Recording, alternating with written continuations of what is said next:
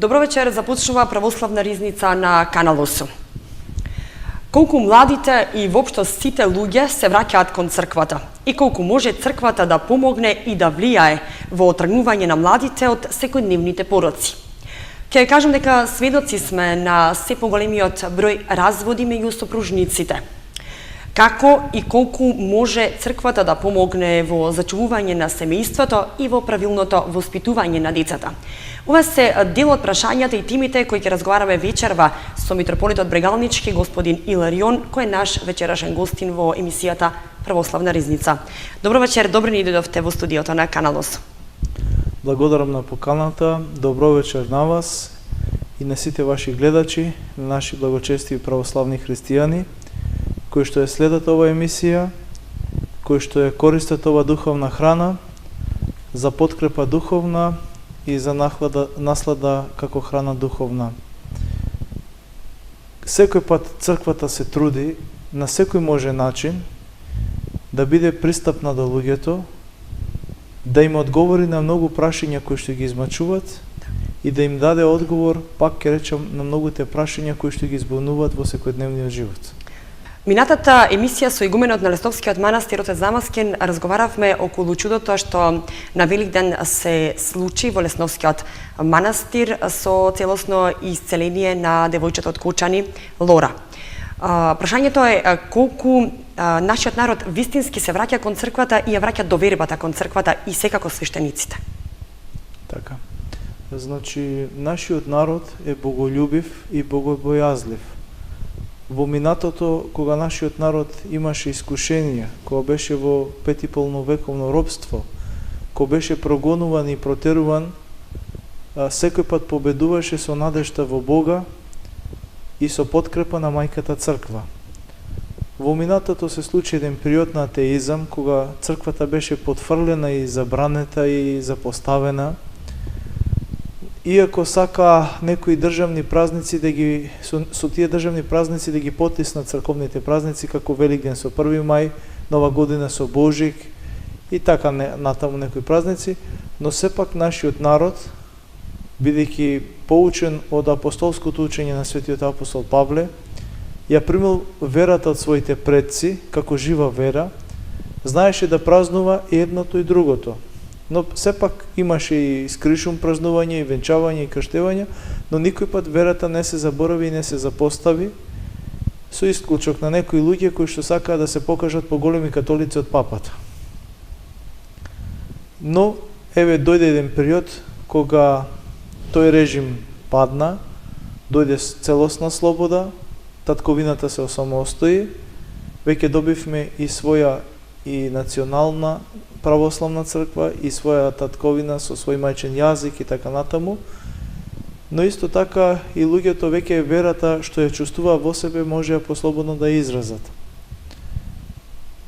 Беше оскудна духовната храна, благодарение на Бога, веќе и свештенството и монаштвото и архиереите на Светата црква наша, сите заедно работиме, преведувајќи книги како духовна храна, како подкрепа, зборувајќи, присуствувајќи. Еве денеска можеме и преку вашата телевизија и преку сите телевизии и радија да говориме, преку разни гласила да се обратиме до луѓето, да им бидеме поприступачни, да правиме предавања, што за разлика од минатото тоа беше забрането и недозволиво.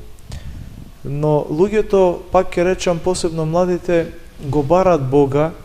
И јас забележувам, одејќи низ епархијата и низ татковината, се повеќе и повеќе има присутни луѓе во црквата. Еве и во нашиот манастир, каде што живеам, во Лесновскиот манастир, ако дојдете во недела на богослужба, ќе приметите дека има многу млади луѓе. Сите тие луѓе кои што доаѓаат на света литургија рано наутро во недела се боготражители. Барат да се сретнат со Бога, да се соединат со Бога, да разговарат со Бога преку молитвата, односно своите батерии да ги нахранат и да ги наполнат духовно, за да добијат сила од Бога во периодот во неделата која што настапува и во деновите, да бидат подкрепени со Божјата помош и сила, да одолеат на сите искушенија и целиот подвиг што го имат во семејствата и на работите и во секојдневниот живот, да го истрајат и да го издржат со Божја помош. Но не само што доаѓаат на богослужба, тие вистински се обраќаат кон Бога со пост, со молитва, со покаяние, со разговор, со барање на совети, со поставување на прашања кои што им се потребни за секојдневниот живот, и сето тоа покажува дека постои една вистинска заедница, една вистинска христијанско општество во кое што верниот народ живее со Бога, а преку клирот на црквата. Тука се свештениците, епископите, монасите и сите црнорисци кои што пак примиле и прифатиле да му служат на Бога и на својот народ. Так. Кога го споменав чудото, ќе прашам колку може ова чудо кое се случи во Лесновскиот манастир на Великден, а се случуваат и многу други чуда, не е ова прво ниту последно, колку може да помогне во признавањето на Македонската православна црква и секако во подобрувањето на односите со другите православни цркви? Па вака се да ви кажам, најнапред чудото што се случи во Лесновскиот манастир е чудо прво за нашите луѓе и за оние кои што се колебат и кои што се слабоверни да поверуваат дека навистина постои Господ и дека навистина со црквата раководи Бог преку благодата и дејството на Светиот Дух. Второ, верните кои што веруваат во Бога и кои што имаат надеж во Бога, да ги утврди во нивната вера и во нивната вистина и во нивната надеж и во нивниот подвиг што го прават за верата. Околу признавањето на нашата црква, конкретно се случи чудото од гробот на нашиот свети епископот Велички Гаврил, кого што го познават многумина од денешните соседни архиереи, од денешните свештенослужители кои што ја негираат црквата наша.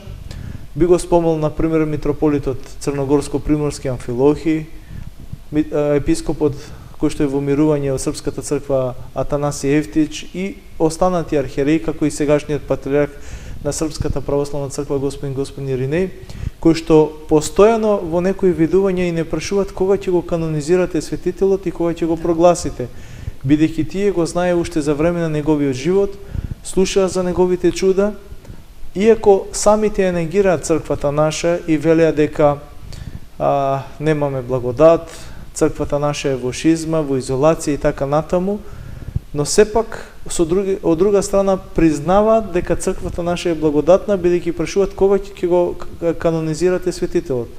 Но еве овој светител, нов светител од ново време, е доказ и показател дека нашата црква е подеднакво света и благодатна како и сите помесни сестрински православни цркви, и како што во нивните свети цркви, помесните цркви се случуваат чуда и действува Бог, така подеднакво действува благодатно и во нашата света црква и преку нашите светители и преку нашите молитвеници кои што Бог ги избра од родот наш, се случуваат и исцеленија и чуда за доказ на неверните, за утеха на верните и за доказ на сите оние кои што роптаат против црквата наша.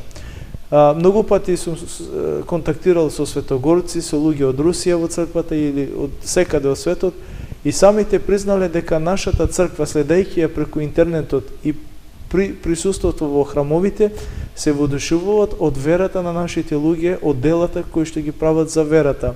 И велат дека навистина вашата црква е света и благодатна, и жално е заради некои политички причини што црквата стои непризнаена.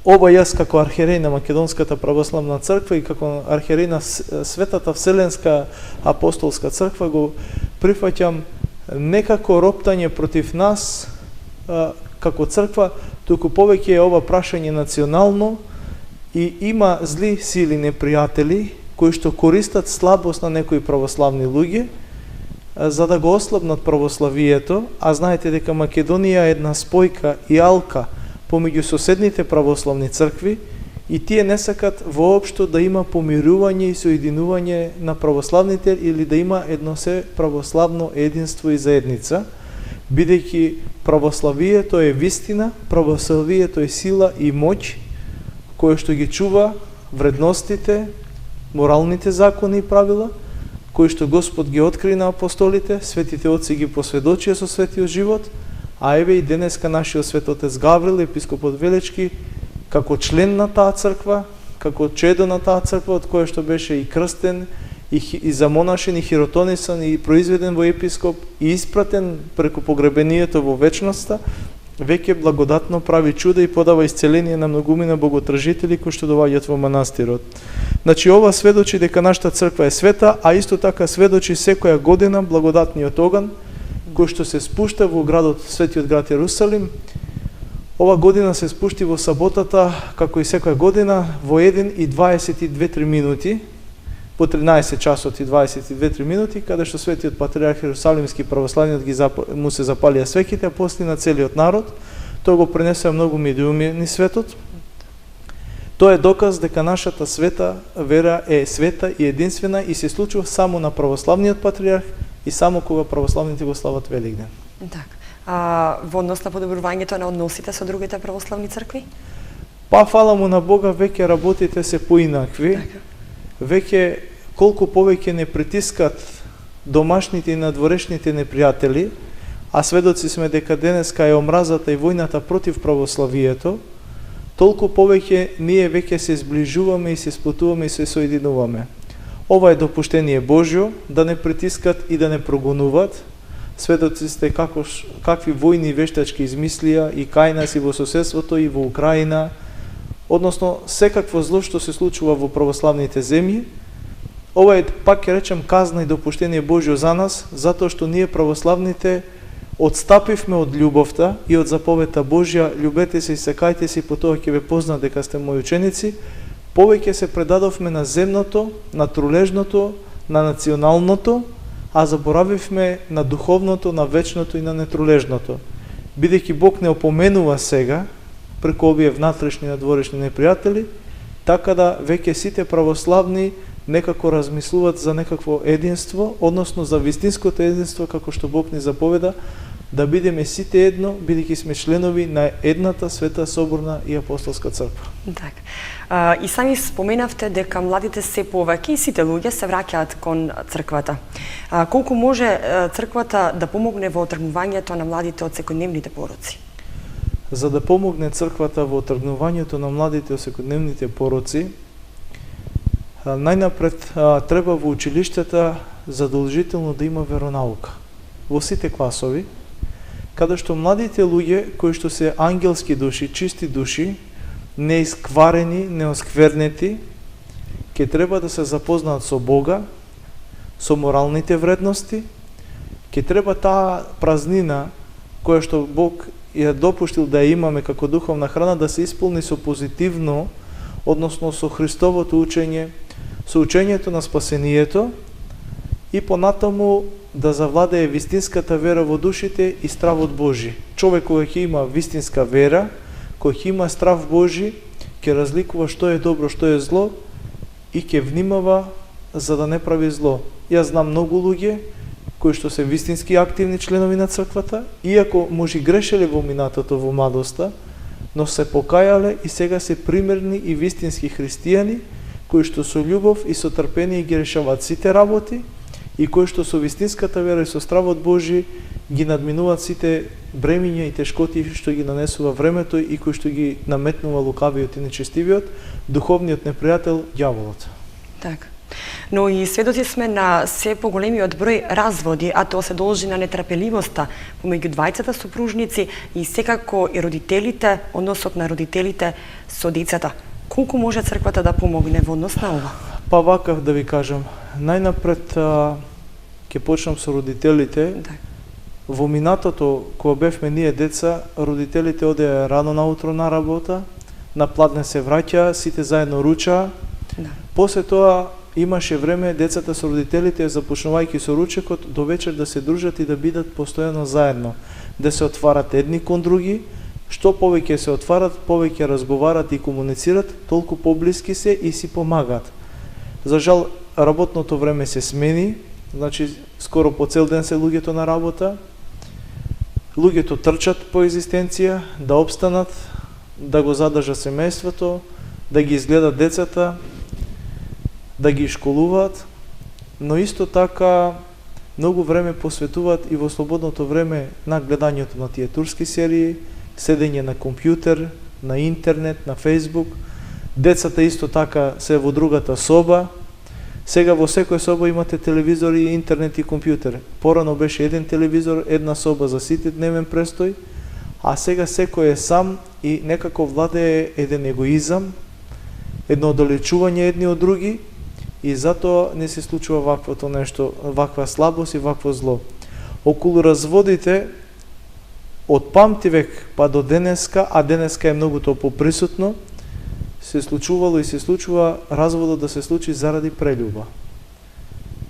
Кога човек нема страв Божи, кога нема вистинска вера, кога не се плаши од Бога, кога не внимава на даденото ветување пред олтарот на светата тајна брак, кога не ветува на зборот кој што го дал на сопругата или обратно, тој штом се оддалечува од Бога, се приближува кон злото и наместо да општи со својата дадена од Бога сопруга или обратно, тој оди во прелюба и наместо да ја сака таа кој што Бог му ја дал да биде и негова сопатничка и помошничка во животот, и домаќинка, и две тела да постанат една душа и едно тело, како што вели Свети Јован Златоуст, тоа се децата, две глави, една мисла, тоа е сепак заради љубовта вистинска евангелска. Тие љубовта ја споделуваат таму кај што е забрането и токму заради таа прелюбов настанува расправија, немир и нетрпение. Но за да дојде сето до тоа е показател дека минатото ни ги донесе овие плодови, да има омраза помеѓу луѓето во семејството, да има прелюби, да има разврати, да има пороци меѓу младите. Сето тоа покажува дека исчезна од нас стравот Божи, исчезна верата, исчезна покајанието, исчезна стравот кон Создателот, кој што ако знаеме дека за секој наш престап ќе бидеме казнати или подсетени за нашите падови, и токму ни се случува ова. Плодот на минатото безверие и прогонство на црквата, на немањето веронаука во училиштата е ова. А луѓето веќе штом немат страв Божи, немат ни срам, и веќе сите овие работи се случуваат и сме сведоци на многобројните. Ние како црква најнапред се молиме за мир и благословство на сите луѓе, на сите семејства, на сите млади и возрастни, на сите членови на црквата. Се молиме да има вистинска евангелска љубов помеѓу нив, да има вистинска вера, вистинско покаяние, дружење, соживот, отварање едни кон други, но најмногу сето тоа ќе може да помогне доколку и самите луѓе, бидејќи секој човек е создаден од Бога со слободна волја. Ако човекот му се предаде на Бога и побара помош од црквата, и преку молитвата, и преку покаянието, и преку советите, ќе добие исцеление, односно ќе го добие лекот. Како и секој болен човек, ако е болен, чувствува дека е болен, и појде на лекар да се провери и да му се отвори на лекарот, да му каже што чувствува и како боледува, и лекарот му ја препише терапијата, лекарствата, и ги прима редовно и често оди на контрола, тогаш таа болест ќе се излечи, ќе се исцели. Но ако човекот знае дека е болен и не оди на лекарот да му каже и не ги прима советите и лекарствата, тогаш по болеста знаеме дека доаѓа смртта. Так, но ќе согласите дека ги нема оние традиционални семени вредности во однос на наметнувањето на норми од Запад. Зборувам за легализација на истополните бракови, а сепак и посвојување на деца од таквите родители. Па сето зло ни дојде од Запад. Најнапред тие има една интрига, мислеа дека со забранувањето во атеизмот, дека на црквата и на верата ќе може да ги отчовечат луѓето, да ги отргнат од образот Божи. Видеа дека тоа не им успеа и почнаа со една демократија, ама тоа е повеќе анархија, со премногу слобода. Свети апостол Павле вели: се ми е дозволено, но се не ми е полезно, се не ми е корисно. И пополека почнаа да ги уништуваат човечките морални вредности. Нашиот православен народ, па и соседните православни народи, беа високо морално достоинствени, така бевме и воспитани патриархално.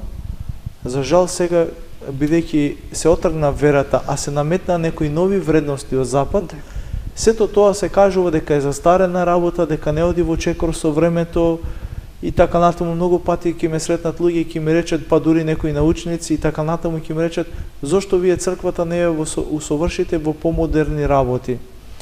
Значи, Црквата е секој пат иста, Господ е секој пат ист.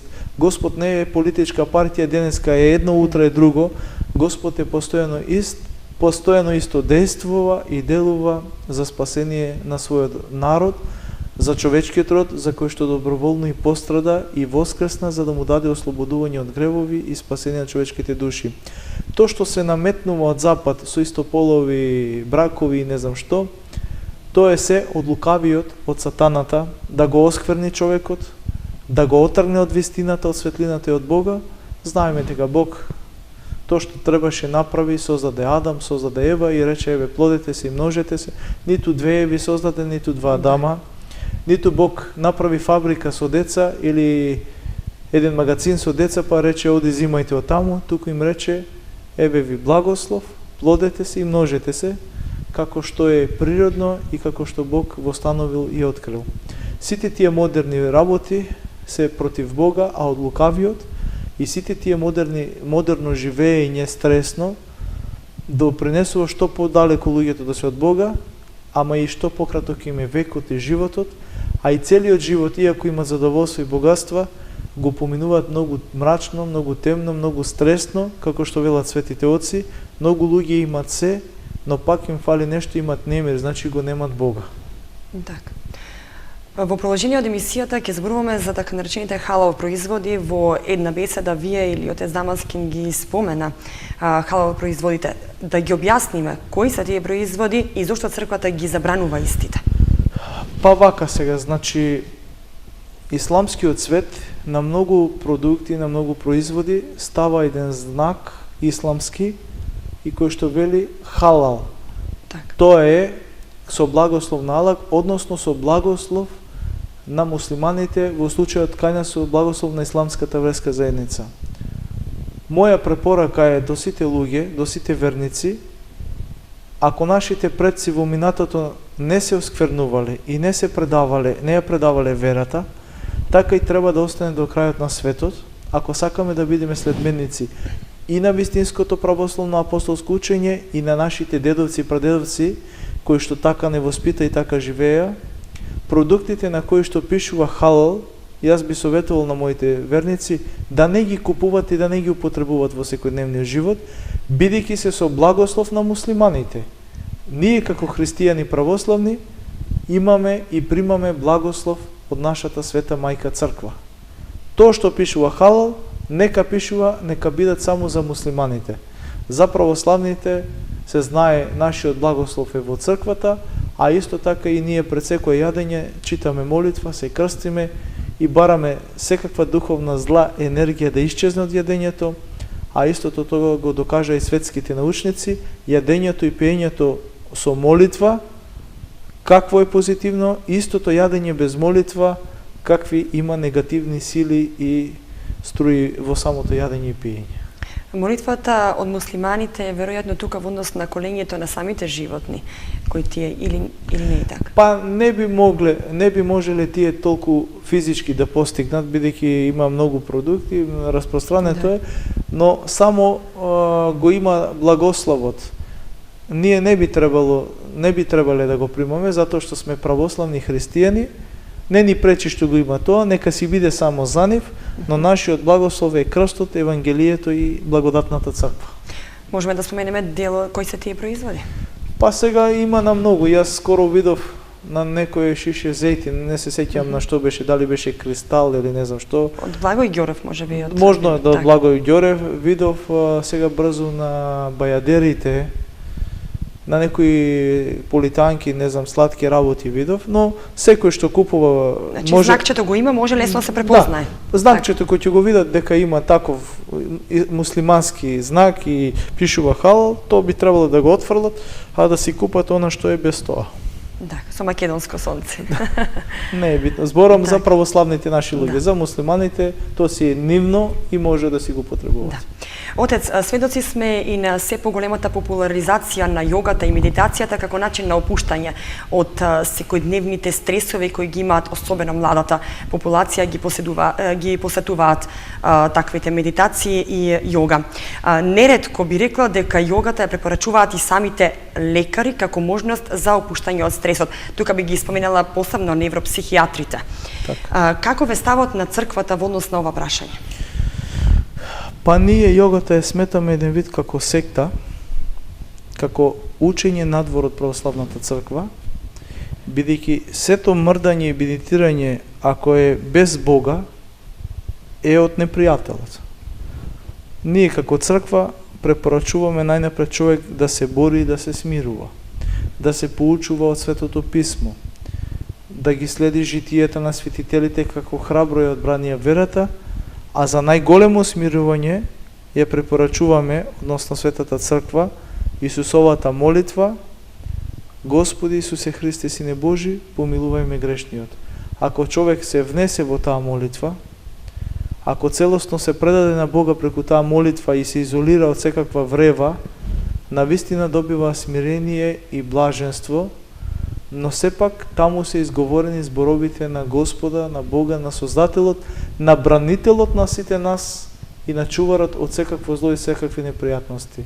Се што е надвор од името Божјо е од лукавиот. Но тие не го сваќаат како проблем во војдувањето на јогата. Не го дефинираат како проблем. Едноставно како истегнување на телото, може би или проблеми некои ако имаат со грбот и со работот и така натаму. Значи самите лекари го препорачуваат. Па добро, сега знаете како ние за жал сите наши вредности кои што ги имавме во минатото, ако сакате земете го и образованието кое што беше многу силно и многу ценетно во светот, ако сакате моралните вредности, патриархалните вредности, сите тие ги заменивме со некакви лудории кои што ги видовме на запад и ги применивме во нашиот секојдневен живот, сакајќи, сметајќи дека со тоа ќе бидеме паметни, модерни, ако ги гледаме некои кои што ние кога имавме и писмо, и образование, и цивилизација, тие уште талка и лута. Знаете, пример да го земеме, Свети Климентовиот универзитет беше прв на Балканот, подоцна се појавија после неколку века други, а ние први имавме и писменост, и култура, и книжевност, и се. Така да, јас би ги молил нашите луѓе да разликуваат што е добро, а што е зло, да си ги пазат своите патриархални вредности, своите национални вредности, своите духовни вредности на Мајката Црква и онака како што нашите предци постапувале, така и ние да продолжиме. Истегањето на грбот, на ребретот, има други мерки и правила, кои што нема да и напакостат на душата, а ќе придонесат за телото. Лекарите имат искуство допред скоро време кои што ги преминувале луѓето. Ова со јогата е од поново време и нешто ново, кое што на некако на лукав начин, подмукол начин ги завлечкува луѓето и ги оддалечува од нашите вистински морални вредности и од нашиот вистински духовен живот. Може да се поврази со будизмот? Па тие се грањки слични, на едно, на друго, на трето и така. Да. На почетокот од емисијата ја споменавте веронауката во училиштата. Може ли да објасниме нејзината важност? Да, значи веронауката е повеќе од потребна и повеќе од важна во училиштата, бидејќи тоа е исто како едно дете. Ако не научи во прво деление да ги научи буквите, ако не ги научи бројките да смета, тоа цел живот ќе биде неписмено и ќе не може да се снајде во животот. Така и ова духовна храна. Ако детето, реков, како од Бога создадено, како образ Божи, со најчиста душа и најчисто срце и најчиста мисла, на самиот почеток, не се запознае со Бога и со тие вистински морални вредности, кои што ќе ги стекне и научи и со кои што ќе се изгради како вистински човек Божи, не ќе може да се спротистави на сите искушенија кои што доаѓаат најнапред на младите преку разните пороци, подоцна во бракот и семејството, околу разните искушенија кои што ги носи бремето и во потамошниот живот. Затоа е потребно уште од млади години детево да се научи да го спознае Бога, да се ја спознае верата, духовно да се наоружа, за да може понатаму да одолее на сите страданија, искушенија и лукавштини кои што ги наметнува овој свет. Тие деца кои што учат веронаука, тие се послушни на родителите. знаат да речат и добар ден, знаат да станат и во автобус, знаат и на улица да отпоздрават. Тие деца кои што учат веронаука знаат да бидат послушни кон родителите и да имат љубов и почит, здраво почит, но исто така тие истите деца постануваат и вистински граѓани и кои им се нуди дрога, тие знаат да одбијат, кои им се нудат многу неморални работи, тие знаат да ги остават тие работи, а да си ги задржат вистинските, моралните работи кои што ни се потребни за секојдневниот живот како луѓе Божи. И не само веронауката, тука имаме и етика во религиите, историја во религиите и така натаму. Да. Тоа историја во религиите е присутно како втор предмет во училиштата, оставено е сега факултативно секој да одлучи што, но историја на религиите е едно општо запознавање од чиста култура граѓанска, да знаеме која религија, како настанала, како постои, што учи, како обстојува и така натаму. Тоа е веќе од општа дека култура. тука учат децата и за исламот, учат и за православната вера, учат и за... Да, тоа не ни пречи, нека учат да направат споредба, првин да ја знаат својата вера, а понатаму да ја знаат и вредностите на нивните вероисповеданија, но сепак секој да си го знае своето и секој да си го учи своето. И секој да се брани со своето. Така, мислам дека родителите се повеќе се развива свеста за прифаќање на таквата веронаука меѓу децата. Да, фала му на Бога во нашата епархија, веќе 89% или 7 така беше, има веронаука во училиштата, во 5 клас, факултативно. И јас ги повикувам и ги замолувам сите родители буквално да се определат нивните деца да ја заучуваат науката Христова, односно етика на религиите, веронауката, како што викаме ние во училиштата, црковните вероучители да ги поучат децата со верата, а многумина од родителите ми кажале две работи. Една работа ми кажале покрај децата и ние дома учиме некои работи, а втората работа ми кажале дека благодарение на веронауката нивните деца се преобразени во позитивно. Так. И тоа радува. И тоа радува, така. Во однос на празниците кои помина и кои се ближат, помина Спасов ден, сега се ближи Духов ден. Се разбира, започнува уште малку, ако не се лажам, од 8 јуни и Петровденскиот пост. Така. Може ли да го објасниме празникот Духов ден кој се ближи, бидејќи Спасов ден помина и секако Петровденскиот пост? Така.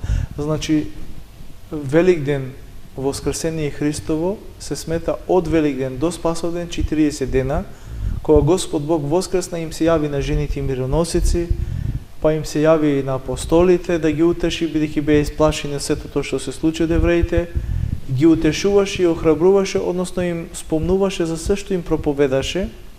Кога се вознесуваше на небото, рече дека јас ќе бидам со вас до свршетокот на светот, им даде надеж и подкрепа дека и во најтешкото, и во најстрадалното време, и во најдоброто, Бог ќе биде постојано со нас.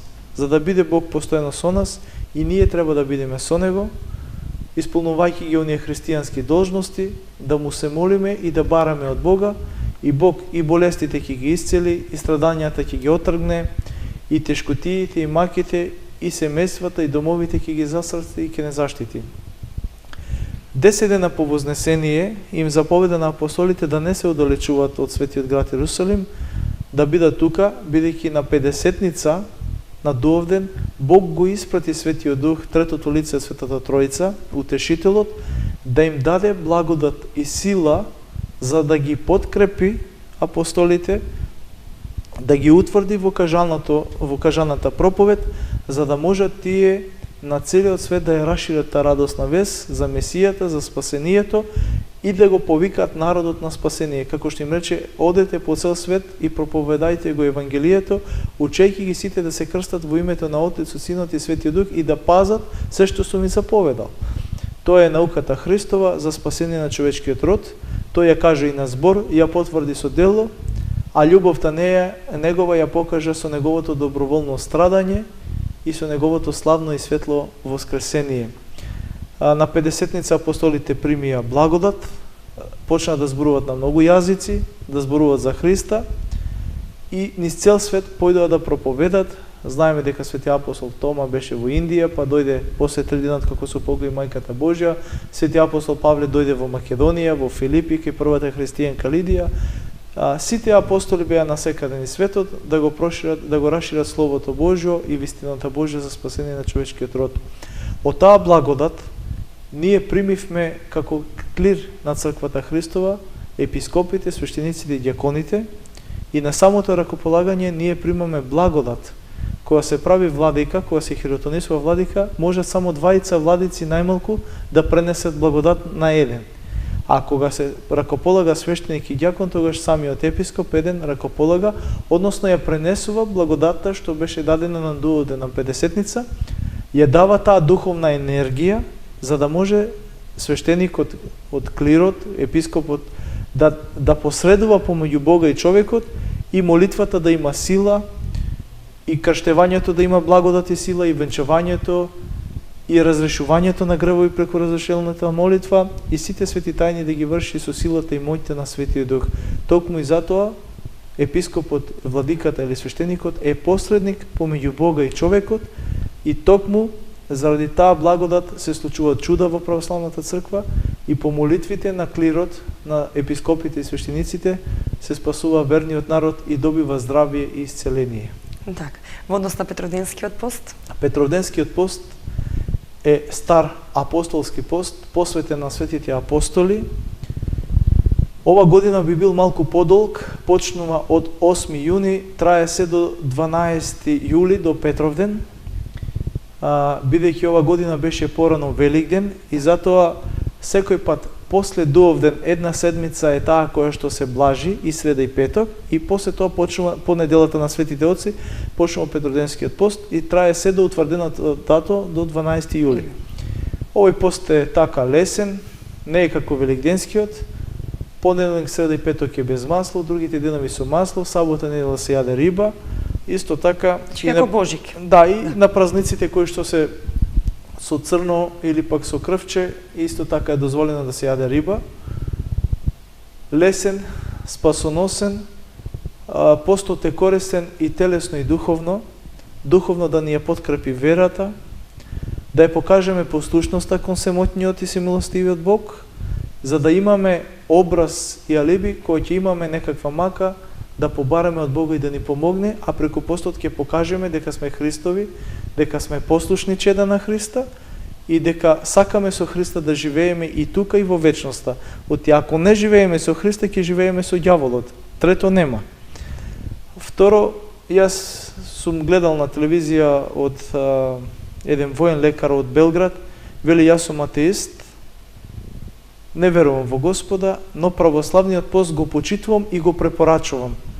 Од телесен аспект, бидејќи многу пати се внесуваат мрсноти во телото, но преку постот телото се прочистува и така здравствената состојба е во многу добра ситуација, здравието на православните кои што постат, бидејќи се прочистуваат преку постот од сите отровни материи кои што му создаваат проблем на телото преку храната, а посебно во ова време во кое што се храниме многу брзо, многу стресно, многу со хемиски производи и така натаму. За жал многу малку со оние природни производи и многу малку со тоа што не му нанесува штета на телото. Так. Значи и телесно и духовно го препорачувате постот секако. И телесно и духовно, бидејќи човекот е создаден од тело и од душа. Так. Отец, јас ќе се заблагодарам што одвоивте време за нашите гледачи, за вашите верници, за сите оние кои сакаат да слушнат нешто повеќе за верата и за мајката црква. Се надевам и понатаму ќе се работуваме и повторно ќе бидете наш гостин во емисијата Православна ризница, па и други свештеници. Так. Значи јас ви благодарам за вашата почит кон црквата, за вашиот труд што еве сакате на нашите православни луѓе и на нашите верници, на нашите боготражители, да им помогнете преку вакви емисии да подобро да ја осознаат верата и вистината, да добиат одговор на многу прашања. Ви благодарам за целиот труд што го правите. Посакувам на нашите луѓе Господ Бог да им даде првен здравје, мир, благосостојба, желбите кои што ги имат и потребите, Господ Бог да им ги исполни, да им ги благослови, добрата да им ги умножи, да завладе мир и единство меѓу луѓето. Посакувам и се молам и во татковината и во целиот свет да се надминат луѓето со својата гордост и егоизам, да се сплотат и да се соединат, и колку повеќе бидеме блиски и живееме во љубов, толку повеќе ќе ни биде поубаво, порадосно, толку повеќе ќе ни се продолжи животот и толку повеќе ќе личиме на луѓе, на образ Божи, а не на нелуѓе, како што велеше патриархот Павле, Бог да го прости, светиот патриарх, да бидеме луѓе, а не нелуѓе.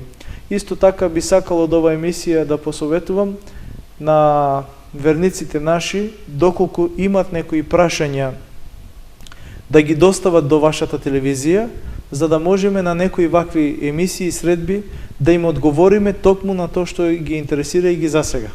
Так, да. Благодарам, мир и благослов на сите луѓе и многу здравје. Благодарам уште еднаш. Почитувани гледачи, тука ја завршуваме православна ризница на Канал 8. Разговаравме со митрополитот Брегалнички господин Иларион за многу теми и прашања кои ги засегаат младите, па и сите оние верни луѓе кои бараат помош во црквата. Се гледаме следниот понеделник во истиот термин, а вие останете ми во добро здравје и слушајте ги советите на нашите отци. Довидување.